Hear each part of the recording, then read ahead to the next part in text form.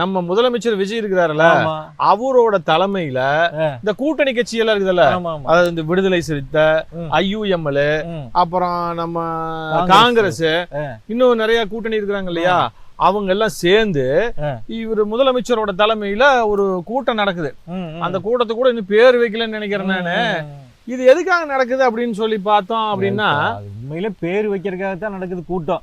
ஓ, பேர் வைக்கிறதுக்கு. ஆமா, இப்பதான் எல்லாம் கூட்டணி உருவாயிருக்குதுல்ல. அந்த கூட்டணி வந்து எப்படி திமுகவில் இருந்த போது மதசார்பற்ற முற்போக்கு கூட்டணின்னு பேர் வச்சிருந்தாங்க.